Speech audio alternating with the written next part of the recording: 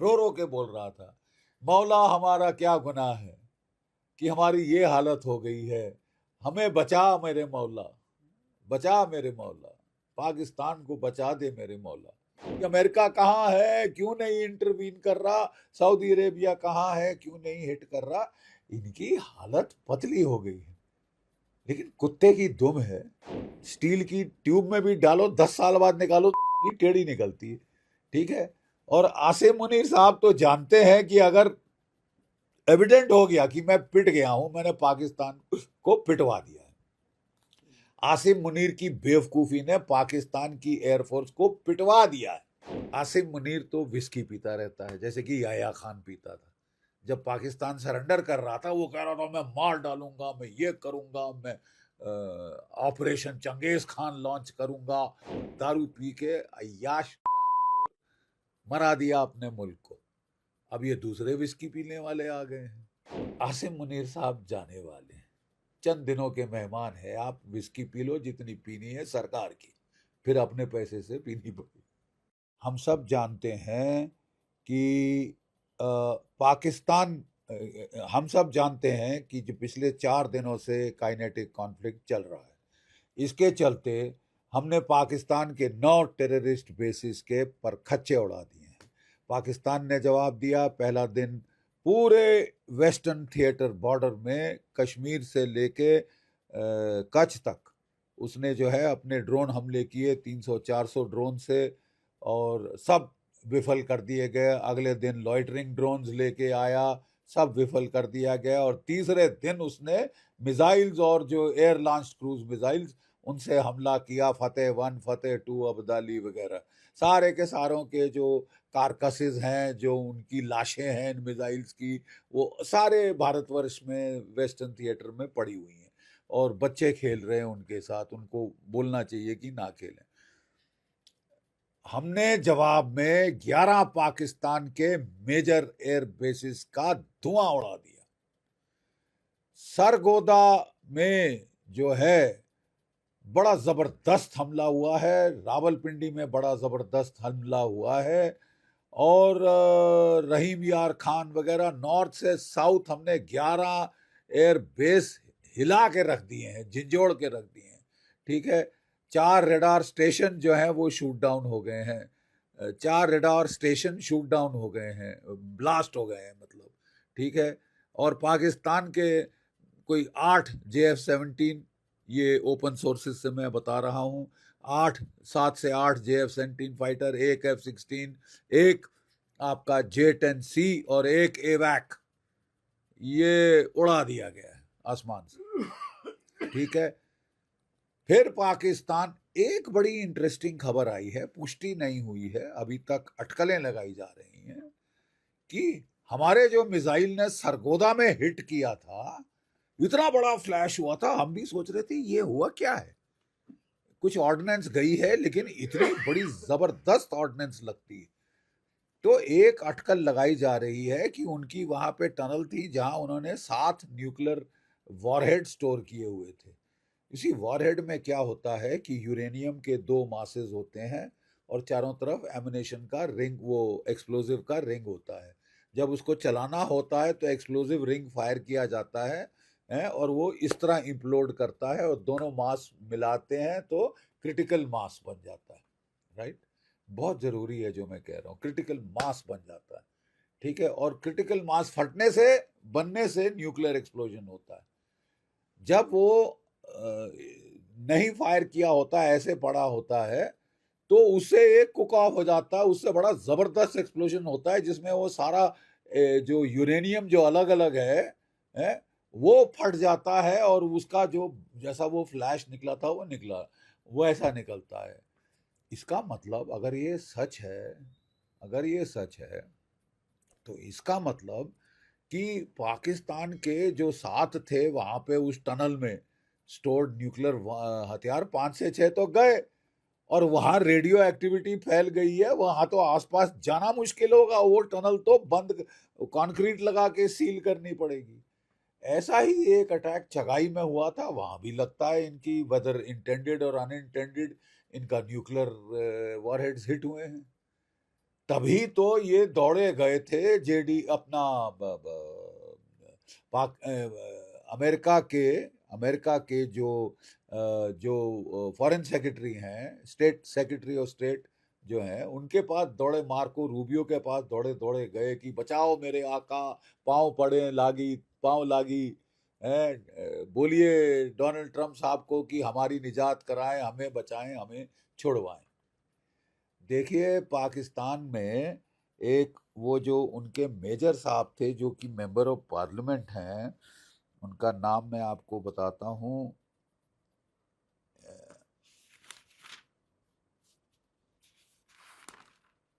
Anyway एक major साहब हैं जो कि मेंबर ऑफ पार्लियामेंट है, जो कि रो रो के बोल रहे थे। थोड़ी सी मुझे उनको देख के दया आ गई, बुढ़े आदमी को। रो रो के बोल रहा था, मौला हमारा क्या गुनाह है कि हमारी ये हालत हो गई है, हमें बचा मेरे मौला, बचा मेरे मौला, पाकिस्तान को बचा दे मेरे मौला। मतलब बत्ती बंद है यार। एक एयर मार्शल कहते हैं हम तो साहब हिल गए, हमारे पास कोई डिफेंस नहीं है, जो इंडियन मिसाइल फायर हो रहे हैं हमारे बेसिस के परखच्चे उड़ा रहे हैं, हमारे मिसाइल हिट नहीं कर पा रहे। साहब बड़ी मुसीबत है। अब बोलो कि अमेरिका कहाँ है, क्यों नहीं इंटरवीन कर रहा, सऊदी अरेबिया कहाँ है, क्यों नहीं हिट कर रहा। इनकी हालत पतली हो गई है, लेकिन कुत्ते की दुम है? स्टील की ट्यूब में भी डालो, 10 साल बाद निकालो तो टेढ़ी निकलती है।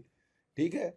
और आसिम मुनीर साहब तो जानते हैं कि अगर एविडेंट हो गया कि मैं पिट गया हूं, मैंने पाकिस्तान को पिटवा दिया है। आसिम मुनीर की बेवकूफी ने पाकिस्तान की एयरफोर्स को पिटवा दिया है। और देखिए जब मेजर कॉन्फ्लिक्ट होता है तो पहला फेज होता है गेनिंग एयर सुपीरियोरिटी। जैसे ही आप एयर सुपीरियोरिटी गेन कर लेते हैं, आसमान हमारा है, उसके बाद हमारी ग्राउंड फोर्सेस जाती हैं और हमारी नेवी जाती है।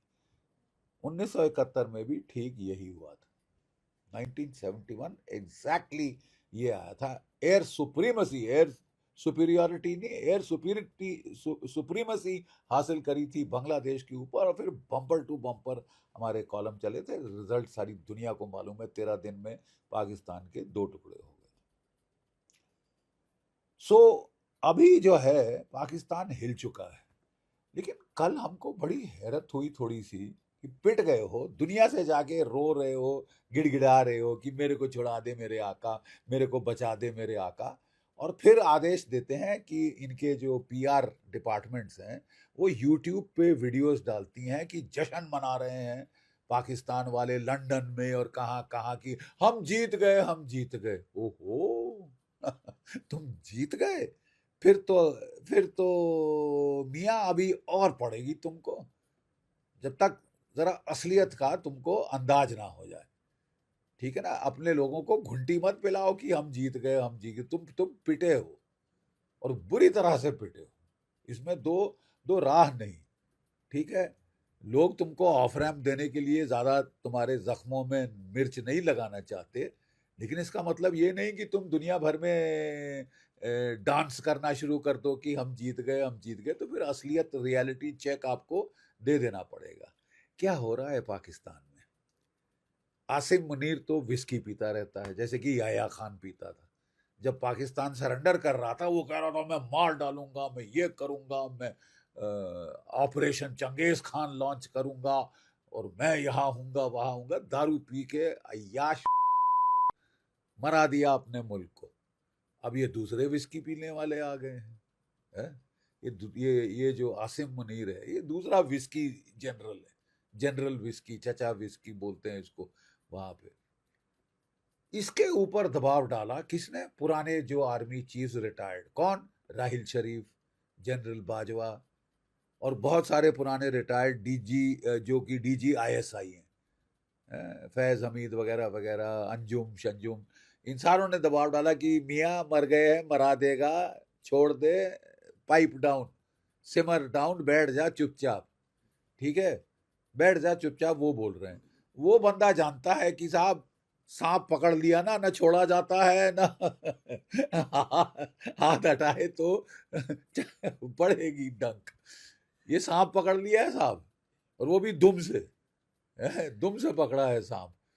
उसको समझ नहीं आ रही कि जहां मैं करूं तो साहब मैं तो गया। जाने के चांसेस ब्राइट। क्यों ब्राइट है साहब, मैं थोड़ा सा बताता हूं, ये बहुत जरूरी है समझने के लिए। उनके जो चीफ ऑफ जनरल स्टाफ है जनरल जाहिर मिर्जा, ये नंबर 2 है।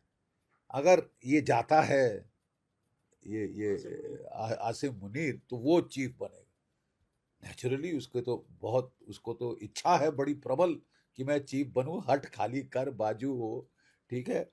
और वो बातचीत में है 3 कोर कमांडरों से, जो कि इसके बड़े बरखिलाफ हैं जनरल राहिल शरीफ के।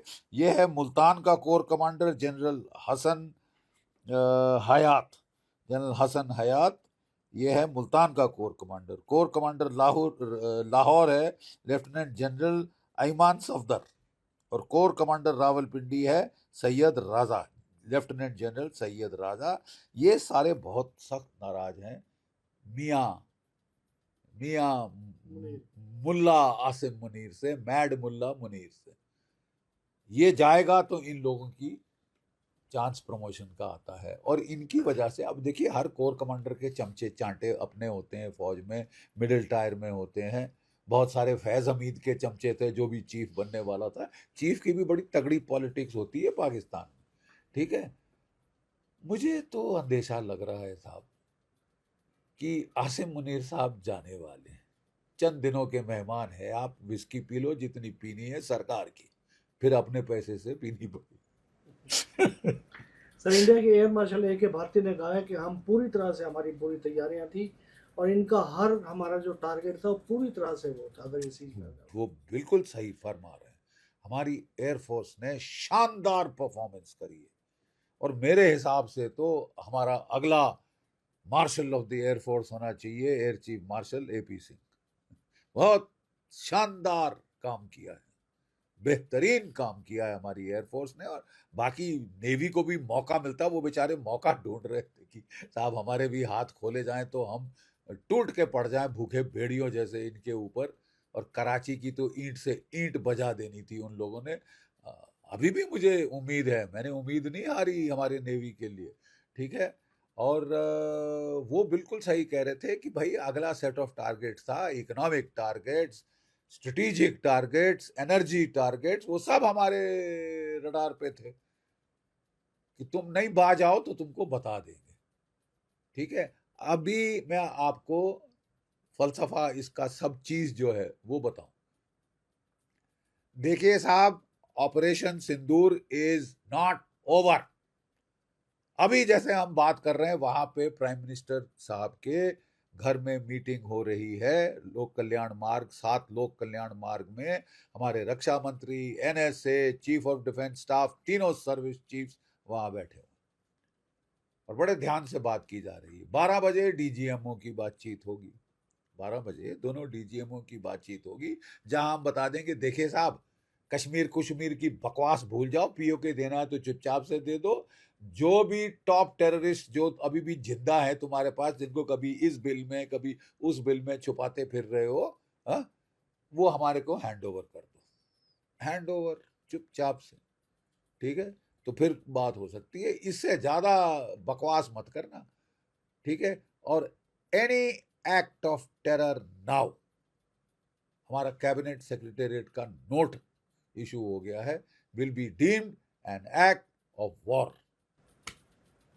सर, आपने 71 का जंग में भी आप काफ़ी अच्छी भूमिका निभाई थी, उस समय भी आप वहाँ पोस्टेड थे।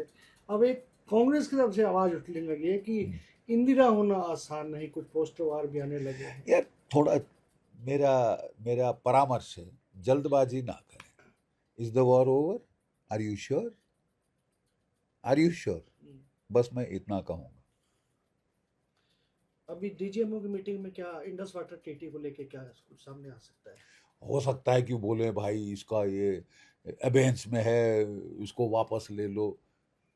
मेरे हिसाब से तो सीधा जवाब होगा कि FO।